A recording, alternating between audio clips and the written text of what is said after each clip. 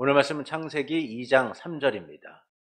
하나님이 그 일곱째 날을 복되게 하사 거룩하게 하셨으니 이는 하나님이 그 창조하시며 만드시던 모든 일을 마치시고 그날에 안식하셨음이니라. 아멘.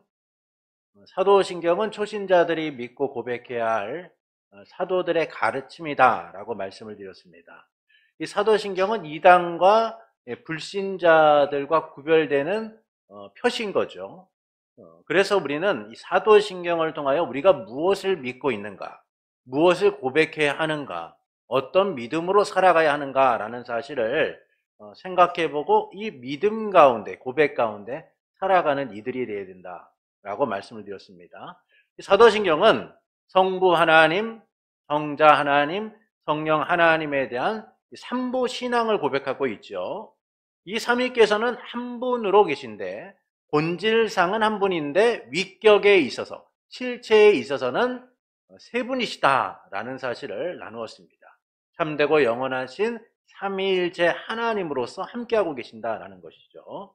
오늘은 그 삼부신앙의 첫 번째 신앙 고백인 성부 하나님과 우리의 창조에 관한 내용들을 살펴보면서 우리가 무엇을 믿고 있는가라는 사실을 함께 나누고자 합니다. 성부 하나님과 우리 창조에 관하여 제 26문을 우리가 함께 읽겠습니다. 26문입니다. 전능하신 성부 하나님, 천지의 창조주를 나는 믿사오며 라고 고백할 때 당신은 무엇을 믿습니까? 우리 주 예수 그리스도의 영원하신 아버지께서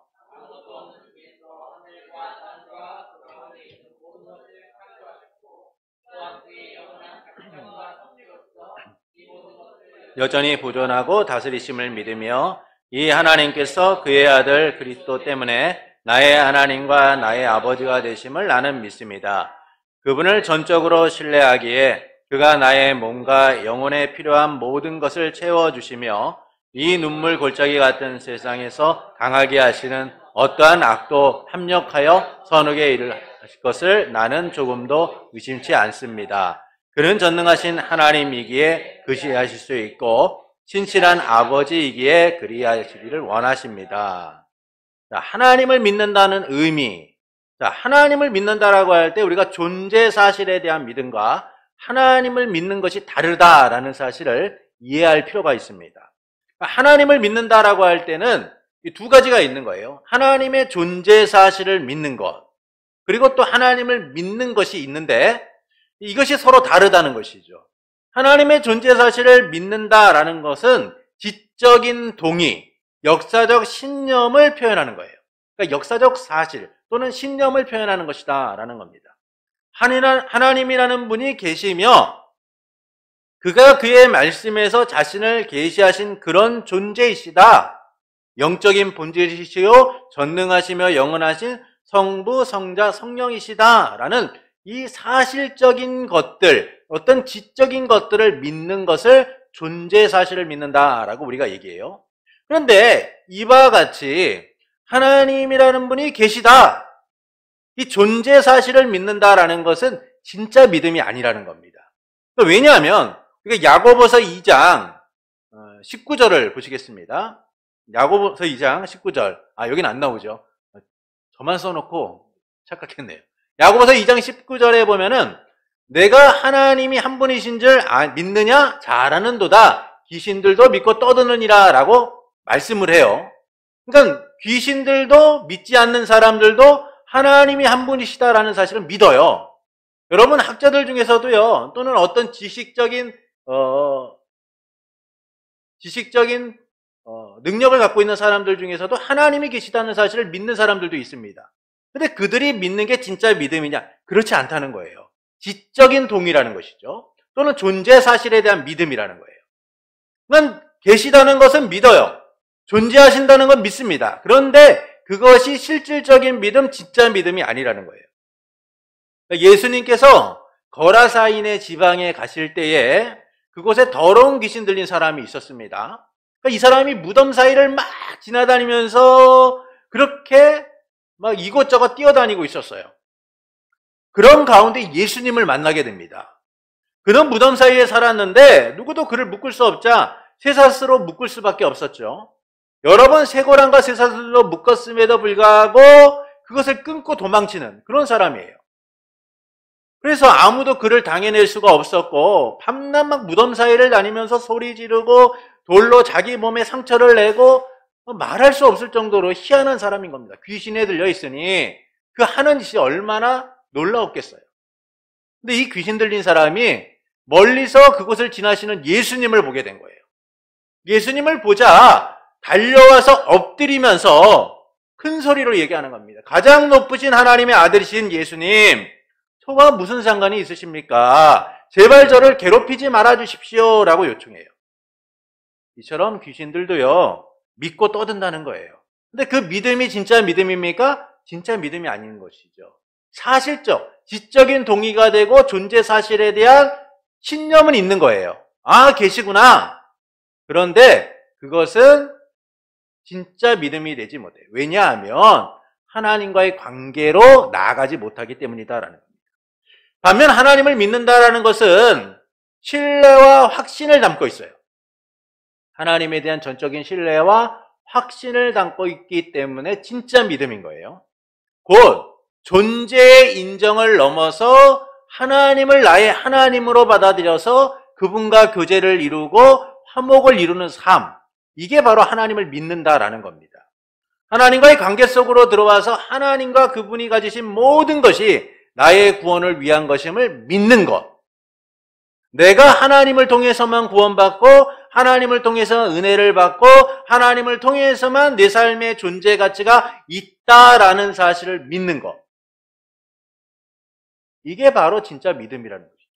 그러니까 앞서 존재 사실에 대한 믿음은 어떤 거예요? 그냥 객관적인 지식적인 알민 거예요. 근데 이게 나하고는 상관이 없는 거죠. 신이 있다라는 건 알아요. 하나님이 계시다는 건 압니다. 그런데 그게 나하고 무슨 상관이 있냐는 거예요. 이게 바로 존재 사실에 대한 믿음이라면 하나님을 믿는다고 할 때 그 객관적인 지식이 지적으로 동의됐던 것들이 내 삶에 와서 고백되어지는 것. 이게 바로 하나님을 믿는다는 거예요. 곧 하나님께서 가지신 모든 것을 사용하여 예수 그리스도를 통해서 제 가운데 있는 우리를 구속하셔서 끝까지 구원해 주신다는 믿음. 이게 바로 하나님을 믿는다라는 겁니다. 이처럼 하나님을 믿는다라는 것은 지적인 동의나 역사적 신념을 넘어서 하나님과의 관계로 들어가는 거예요. 하나님께서 나의 하나님이 되시는 것. 그것이 바로 믿음이다라는 겁니다. 이 믿음이 우리를 구원하게 하며 우리를 하나님의 은혜 가운데 거하게 하죠. 근데 이 믿음이 어디서 나와요? 우리에게서 나오는 것이 아니라 하나님이 우리에게 주신 선물이라는 겁니다. 그래서 우리가 무언가를 믿는다라고 할 때 그 믿음을 어떻게 얻느냐? 성령께서 우리 가운데 역사하셔서 주님을 회개하고 주님을 믿도록 만드시는 거죠. 그래서 믿음은 하나님의 선물이다라는 겁니다. 두 번째 보시면 아버지라고 부르고 믿게 된다라는 거예요. 아버지라고 부르고 믿게 된다. 요한복음 5장 18절을 우리 함께 읽겠습니다. 유대인들이 이로 말미암아 더욱 예수를 죽이고자 하니 이는 안식일을 범할 뿐만 아니라 하나님을 자기의 친아버지라 하여 자기를 하나님과 동등으로 삼으심이로라. 요한복음 14장 6절을 읽겠습니다. 예수께서 이르시되 내가 곧 길이요 진리요 생명이니 나로 말미암지 않고는 아버지께로 올 자가 없느니라. 자, 성부 하나님께서는 예수 그리스도의 아버지시다라는 거예요. 예수 그리스도의 아버지시다라는 것이죠. 그리고 그 예수 그리스도가 하나님의 아들로서 우리를 인도하기 때문에 하나님께서는 우리의 아버지가 되신다라는 겁니다. 그러니까 우리가 아버지라고 하나님을 부르게 될 때 그것이 성립되기 위해서는 어때요? 예수님이 하나님의 아들이셔야만 되고 그리고 예수님을 통해서만 우리는 하나님을 아버지라고 부를 수 있다라는 겁니다. 그래서 우리가 성부 하나님을 아버지라고 부르는 것은 누구 때문입니까? 예수 그리스도 때문인 거예요. 그분이 하나님의 아들이시고 아버지께로 나아가는 유일한 길이 되셨기 때문에 우리는 하나님을 아버지라고 부른다라는 겁니다. 예수님은 하나님의 독생자로서 우리를 위해 십자가에 죽고 부활하심으로 우리가 종의 영이 아닌 양자의 영을 받도록 하셨죠.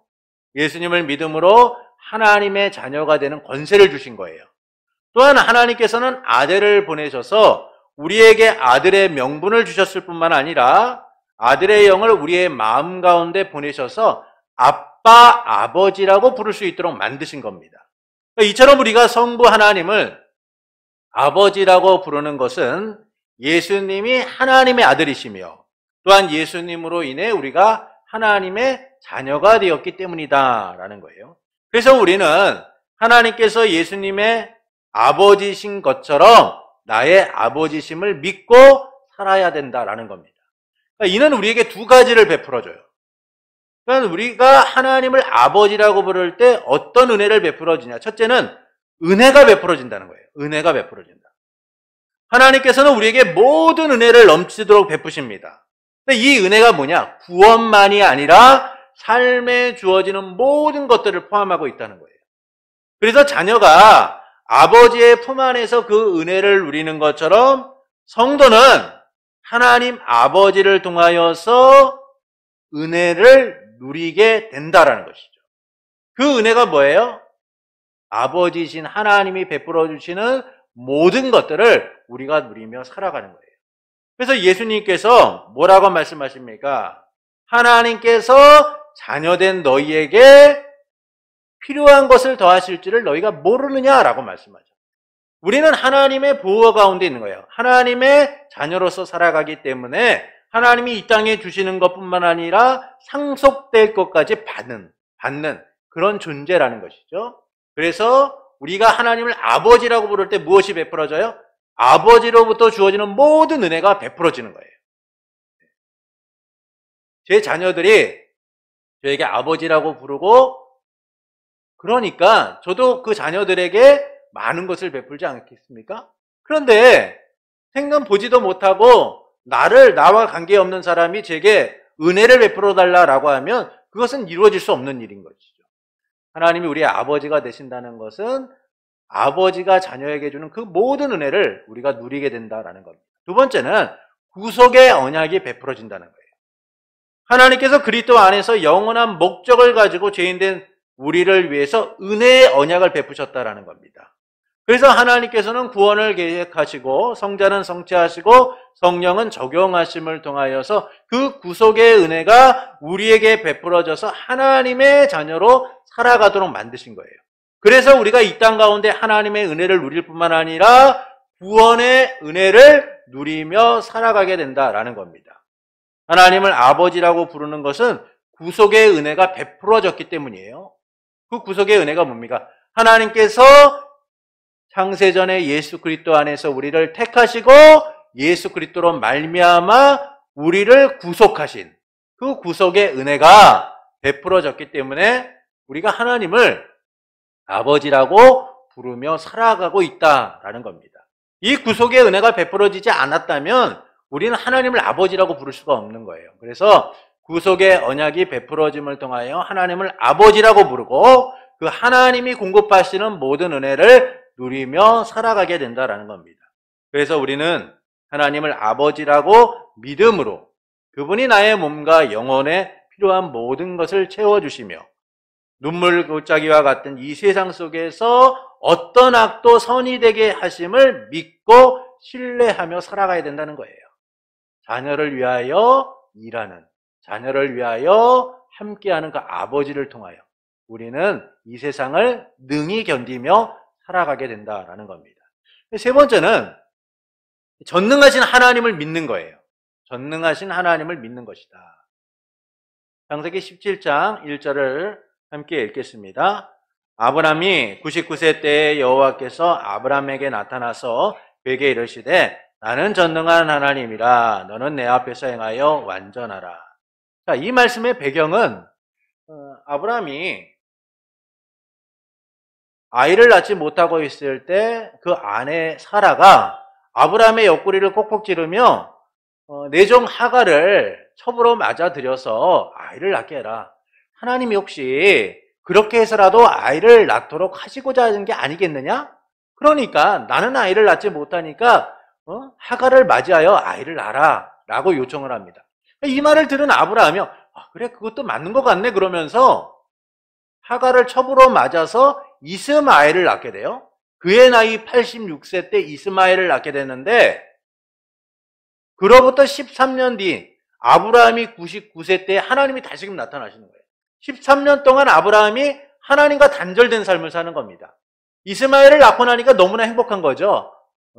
하나님의 약속이 이루어진 것 같고 자기의 삶에 없었던 기쁨이 생긴 것 같고 날마다 아이를 키우는 그 행복감으로 살았어요. 그런데 하나님과의 관계가 단절된 것도 모른 채 그는 그렇게 산 겁니다. 그런 아브라함에게 하나님이 13년 만에 다시 나타나셔서 말씀하시는 거예요. 나는 전능한 하나님이라 너는 내 앞에서 행하여 완전하라. 아브라함이 현실적으로 불가능하다라고 여겼고 더 이상 내게는 기회가 없다라고 여겼고 더 이상 아이를 낳는 것은 불가능하다라고 생각하고 있었는데 하나님이 나타나셔서 말씀하는 거죠. 너 그렇게 생각하고 있었어? 너 내가 어떤 사람인지 몰라? 나는 전능한 하나님이다 라고 말씀하시는 거예요. 너희가 상황과 여건과 현실적인 문제 때문에 아이를 낳을 수 없어서 하갈을 통하여 이스마엘을 낳았다라고 하지만 나는 너희가 생각하는 그런 제한된 하나님이 아니야. 부족한 하나님이 아니야. 나는 모든 것을 할 수 있는 전능한 하나님이다. 그러니 내 앞에서 너 바로 서야 돼. 내 앞에서 온전해야 돼. 라고 하나님이 말씀하십니다. 자연의 법칙을 초월하여 언약을 성취하시는 무한한 능력을 소유하신 하나님, 인간의 한계를 초월하여 역사하시는 하나님, 그 전능하신 하나님께서 아브라함에게 나타나셔서 내 앞에서 바로 서라. 너희가 생각했던 거 잘못된 거야. 라고 하시면서 이 뒤에 뭐라고 말씀합니까? 아들에 대한 약속을 다시 한번 주시죠. 그래서 우리가 전능하신 하나님을 믿는다라는 것은요, 하나님이 우리의 삶 가운데 얼마나 놀라운 일을 행하시는가를 알아야 되는 거예요. 여기에 우리가 두 가지를 믿어야 됩니다. 두 가지를 믿어야 돼요. 첫째는 하나님께서 참되시다라는 것을 믿어야 돼요. 우리가 전능하신 하나님을 믿는다라고 할 때 그 믿음이 뭐냐면 하나님이 참되시다라는 것을 믿어야 돼요. 거짓됨이 없이 언제나 진실되게 그 진실함을 증명하시는 분, 그분이 하나님이시다라는 거예요. 하나님이 거짓됨이 없으시다는 것은 그분이 말씀하신 모든 것들이 한 채의 오차도 없이 반드시 이루어진다는 거예요. 반드시 이루어진다는 것이죠. 여러분 이게 가능합니까? 전능하지 않고는 불가능한 거예요. 전능하지는 않고는 불가능하죠. 그럼 우리가 살면서 한번 생각해 보십시오. 살아가면서 우리가 얼마나 사람들하고 많은 약속을 합니까? 얼마나 살아가면서 많은 이야기들을 합니까? 내가 뭐 해줄게, 어떻게 할게, 많은 이야기들을 해요. 근데 우리가 그게 말한 바를 다 지키고 살아가느냐? 사실 잘 못하고 지켜요. 못 지키며 살죠. 어느 날 누군가하고 통화를 하고 친구하고 통화를 하면서 야, 너 잘 지내지? 야, 언제 한번 만나서 밥 좀 먹자. 너 보고 싶다. 말은 그렇게 하죠. 근데 바로 만납니까? 1년 전에 약속했는데 2년이 되어도 3년이 되어도 못 만나는 그런 경우들이 있죠. 그러니까 우리가 말이라는 것을 내뱉을 때 그 말이 처음에는 진실될 수 있어요. 그런데 그것이 지켜지지 못하면 그것은 진실된 것이 되지 못하죠. 왜 그렇습니까? 우리라는 존재는 말이라는 것을 진실되게는 할 수 있는 것처럼 보이지만 그것을 지킬 능력이 없다는 거예요. 왜냐하면 우리는 전적으로 부패하고 무능력한 존재이기 때문에. 그래서 우리가 진심을 다해서 말하지만 때로는 상황과 환경과 여건 때문에 지키지 못함으로 인하여 그것이 거짓이 되는 경우들이 너무나 많다는 거죠. 그런데 하나님은 어떠세요? 전능하신 하나님. 우리가 누구를 믿어요? 전능하신 하나님을 믿는 거예요. 그 하나님이 전능하시다라는 것은 참되신 분이다. 말씀하신 바를 반드시 이루시는 분이다라는 거예요. 우리가 앞서 아브라함의 이야기를 했지만 하나님이 아브라함에게 너는 본토 친척 아비의 집을 떠나 내가 내게 지시한 땅으로 가라 라고 하셨을 때에 하나님이 무엇을 약속하십니까? 자녀에 대한 약속을 하시잖아요. 그런데 아브라함이 그 고향을 떠나서 아버지와 함께했던 그 집을 떠나서 가나안 땅으로 향했는데 10년이 지나고 20년이 지나도 아이를 낳지 못해요. 그러니까 아브라함이 어떤 생각을 하십니까? 10년 정도 지났을 때 하나님 왜 약속 안 지켜주세요? 그냥 내 종 다메섹 사람 엘리에셀이라도 내 아들로 삼아서 내가 하나님이 그렇게 하셨지만 내가 예래도 상속자로 삼아 아들로 삼아 그렇게 살아가겠습니다. 그러니까 하나님 뭐라고 말씀합니까? 야, 네 몸에서 난 자가 아들이다 라고 얘기하시죠. 하갈을 통해 이스마엘을 낳았을 때도 하나님이 말씀하셨잖아요. 네 몸에서 난 자가 아들이다. 근데 그 이야기를 듣는 사라가 어때요? 웃잖아요. 기가 막힌 얘기를 하니까 자기도 모르게 웃음이 나와요. 근데 하나님이 어떻게 하십니까? 아브라함의 나이 100세, 하갈의 나이 90세에 아이를 낳게 만드시죠. 이게 하나님이 하시는 바예요. 하나님이 말씀을 통하여 우리에게 하시는 이야기가 뭡니까? 말씀하신 바를 반드시 이루시는 하나님, 참되게 이루시는 분이다 라고 우리에게 말씀하죠. 그러니까 하나님이 전능하시다라는 것은 말씀하신 바를 반드시 이루시는, 진실되게 이루시는 그런 하나님이시다라는 거예요. 이 일을 이루기 위해서는요, 모든 것을 초월하지 않으면 불가능해요. 상황도, 여건도, 모든 것을 초월하지 않고선 불가능하다라는 겁니다. 그리고 그 하나님의 진실됨이 나타나는 부분이 어디예요? 우리 주 예수 그리스도께서 하나님의 보좌 우편에 내려와 이 땅 가운데 우리를 위하여 십자가에 달려 죽으시고 부활하심을 통하여 우리를 자녀 삼아 주신 거죠. 이것이 바로 하나님이 참되심을 나타내는 것이고 하나님이 전능하신 분이다라는 사실을 우리에게 말씀해 주고 있는 거예요. 사도 베드로가 주님을 부인하지 않겠다라고 그렇게 이야기했지만 그는 예수님의 말씀대로 그날 밤 3번이나 부인합니다. 주님을 절대 떠나가지 않겠다고 다른 제자들 다 그렇게 해도 저는 그러지 않겠다라고 했지만 결국 그도 연약함을 드러내고 한계를 드러내잖아요. 그러나 하나님께서는 언제나 증거하시고 약속하신 바를 반드시 이루시는 참되신 하나님, 전능하신 하나님이다라는 겁니다. 두 번째는 하나님께서 하나님께 의존하고 헌신한다는 거예요. 우리가 믿는다고 할 때 전능하신 하나님을 믿는다는 것은 하나님을 절대적으로 의존하고 그분께 순종한다는 거예요. 그분의 말씀대로 살아간다라는 겁니다. 전능하신 하나님을 믿는다는 것은 하나님에 대한 절대적 의존을 이야기하는 거예요. 너희가 무엇을 먹고 마시고 입을까를 걱정하지 말라라고 하나님이 말씀하시잖아요. 사실 걱정하지 말라고 하시지만 걱정이 안 됩니까? 걱정이 되죠. 여러분 살아가면서 우리에게 필요한 것들이 얼마나 많습니까? 사실 먹고 마시고 입는 문제뿐만 아니라 우리는 일상생활에서 많은 염려와 고민을 가지고 살아가요. 그리고 매일같이 그런 문제들이 해결되기를 바라고 우리의 필요들이 채워지기를 얼마나 간절히 바라고 살아갑니까? 그런데 주님이 말씀하시는 거예요. 고민하지 마, 걱정하지 마, 염려하지 마. 왜 그게 가능할까요? 우리의 필요를 공급하시는 하나님이 계시기 때문이죠. 그런데 이 일에 대한 믿음이 없다면 우리는 어떻게 살아갑니까? 고민하고 살아갈 수밖에 없는 거죠. 세상 사람들과 다를 바가 없이 하나님을 의존하지 않고 내 뜻과 내 계획을 가지고 살아가는 거예요. 자기 소견에 옳은 대로 살아가게 되는 겁니다. 그러나 하나님이 전능하신 분이다라는 사실을 우리가 믿는다면 절대적으로 의존하게 되는 거예요. 내 상황과 환경과 여건이 어떻든 하나님이 내 삶의 구원을 이루실 것이다라는 믿음으로 살아가게 되는 겁니다.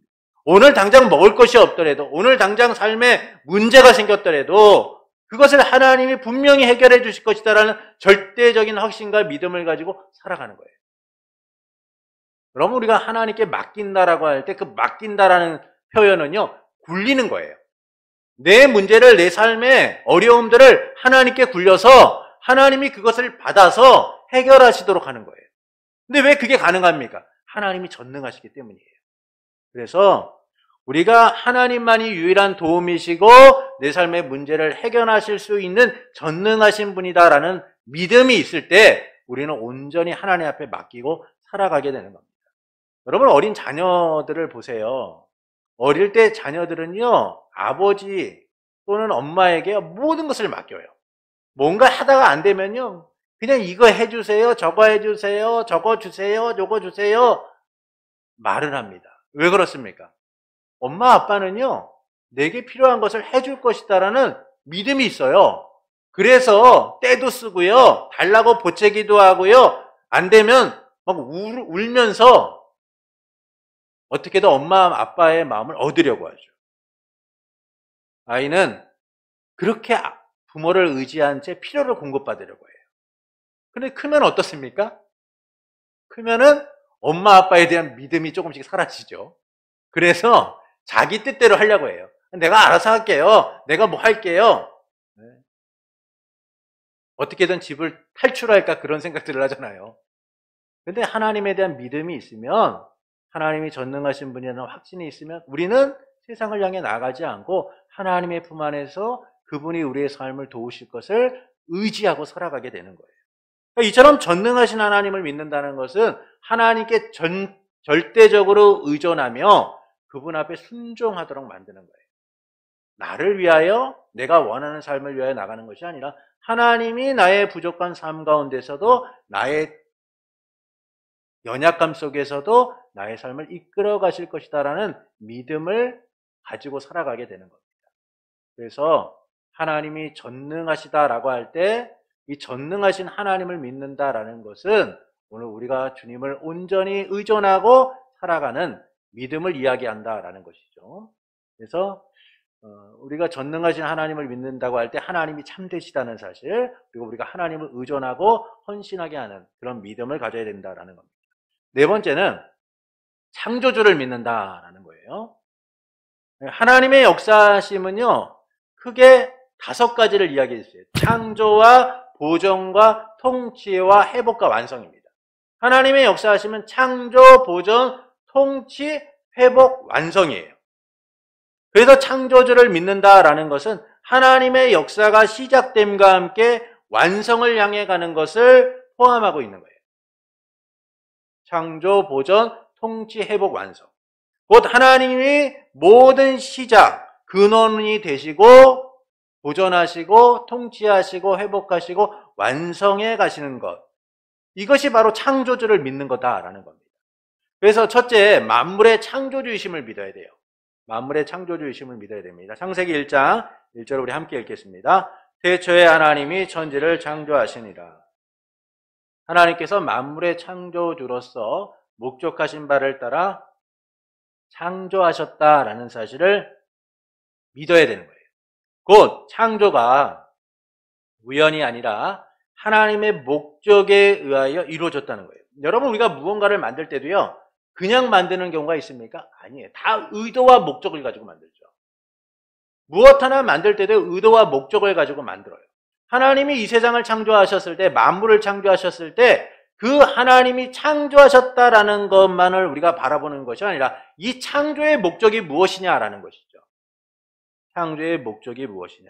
그래서 하나님의 뜻을 향하도록 하는 거예요. 우리가 창조주 하나님을 믿는다고 할 때 그분이 만물의 창조주이심을 통하여 하나님의 목적을 바라보도록 한다라는 겁니다. 둘째는 만물을 넘겨주세요. 만물을 섭리하시고 다스리신다는 것을 믿는 것이다 라는 거예요. 마태복음 6장 25절부터 26절을 함께 읽겠습니다. 그러므로 내가 너희에게 이르노니 무엇을 마실까? 몸을 위하여 무엇을 입을까? 염려하지 말라. 목숨이 음식보다 중하지 아니하며 몸이 의복보다 중하지 아니하냐.